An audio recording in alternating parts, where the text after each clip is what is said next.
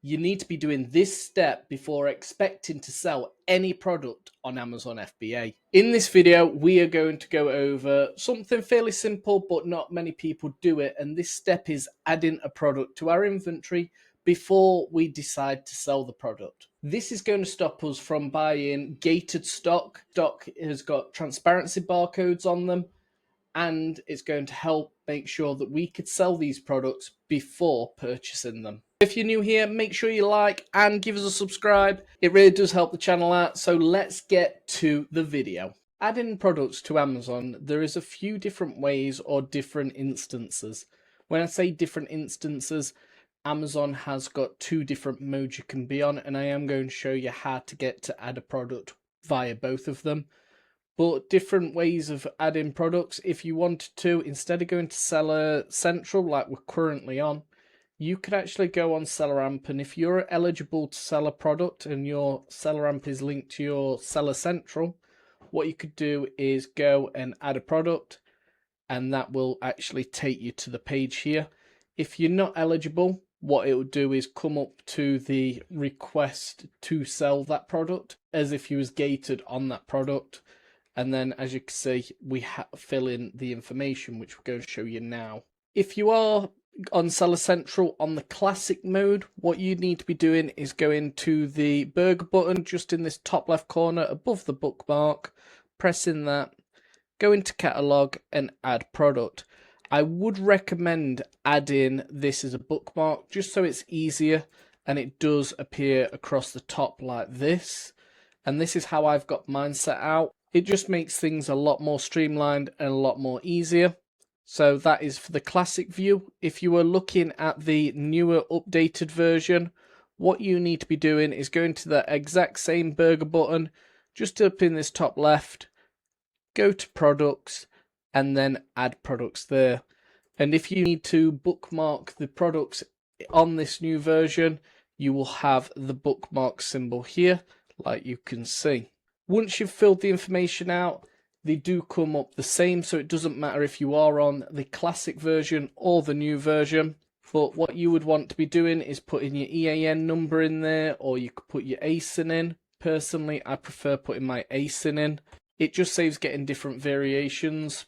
And as you can see, we've got our ASIN. It's come up with the correct product which we've got. And then what you would be doing is looking at condition and sell.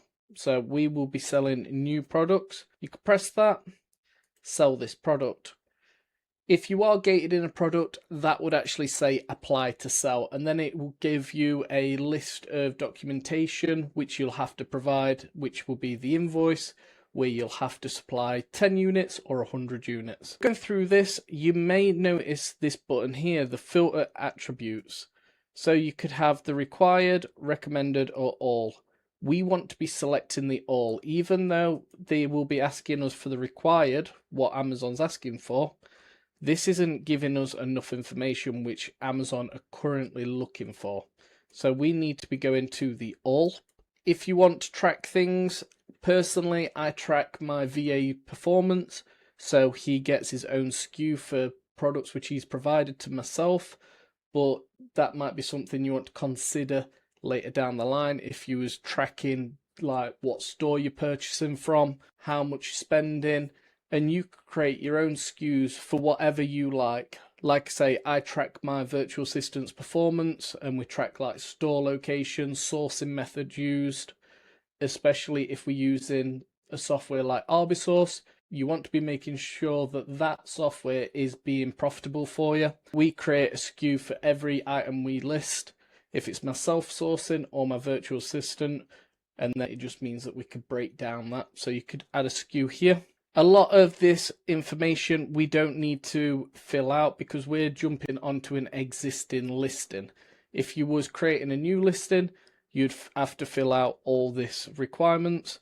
Because we're selling branded products, we don't necessarily need to change these. We don't want to flag up no error codes or anything like that. So the first one we would need to fill out is this one here, the fulfillment channel code. We're doing fulfilled by Amazon.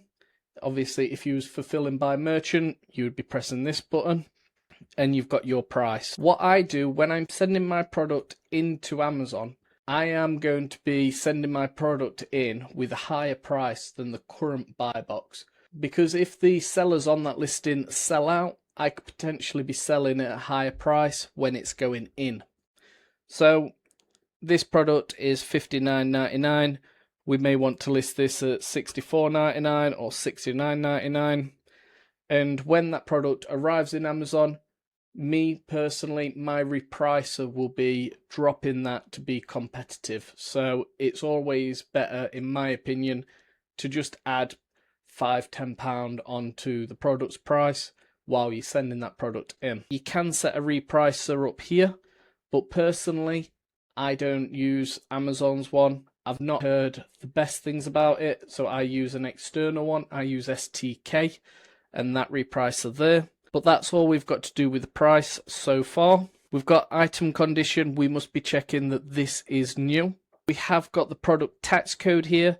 So if you're selling zero VAT goods, so like sanitary towels, children's clothes, books, some grocery, you will be changing the no VAT like this, no tax. If you're selling a product like I am here, that means that you just need to be leaving it blank and it will just fill out as a general VAT. Another one to mention is the maxed order quantity. Some of you may want to add a maxed order quantity so someone can't buy all your products at the same time. Usually you'll be setting this to examples of 1, 2, 3. It's lower quantities, so then people can't buy lots of stock at the same time. Scrolling down, and as you can see, we are missing quite a few, and that's fine. If you are in Germany or Europe, you will have to fill out this EPR, but for now in the UK, we do not have to fill this out. It may come in the future, but just check when you're looking at the date of this video going out, but at the time, we don't have to do this. One thing which we do need to do though, and it's not marked up as a requirement, is add this country of origin. And as you can see here, we've got lots of different ones. And how would we find that out? It's very simple. We would take this EAN number, so we could copy that. We could go to eansearch.org, so this website here. Enter the barcode, the EAN number, not the ASIN. Search that, and it comes up with the issuing country. So as you can see here, this is NL, which is the Netherlands. And what you do now is start typing this in. There we go. We've got this one here. This is a fairly new one, which a lot of people get confused with. Are batteries required? This is a plug-in iron, so we're going to select no. If your product does contain batteries, what I recommend doing is taking the title of the product, the ASIN and the EAN number, put it into ChatGPT and asking the questions which Amazon's asking you to provide. Usually they'll be looking at like how many batteries are in the product, are the batteries fitted in the product, that sort of question. It's fairly simple to sort out, especially if you're using ChatGPT. We've got the dangerous goods regulations here, and this product doesn't have any dangerous goods regulations, so it's not applicable. And that is as simple as that. And then you go to submit. So ready to submit. And what I do, because I'm using a prep center, I'm trying to make things easier for themselves. I would list this as FBA here, press this button, list as FBA, send to Amazon. When you are looking here, you will have to just provide the prep information. If you've got baby products, clothing, fragile, liquid, you could press these and it'll tell you what your requirements are when you're prepping these products. So we've got no prep needed at all. And then save. Sometimes you will get an error code come up, especially if you're using a SKU. What it will say is it's just waiting for the SKU to be loaded, so it might just need 2 or 3 minutes before you could actually save that prep information, and then that's it. You can print SKUs off here. You could obviously put the units you're going to be sending in and press print label SKUs. It will give you a document and then you'll be able to print off your labels. But that is as simple as it is for how to add a product to Amazon and get it ready to create a shipment. So that is how you're going to add a product to your inventory.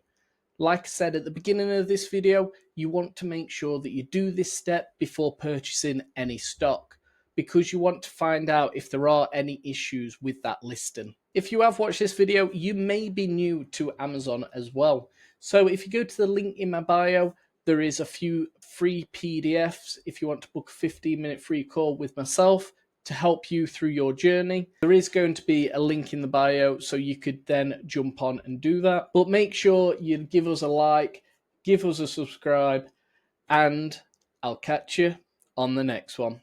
Cheers!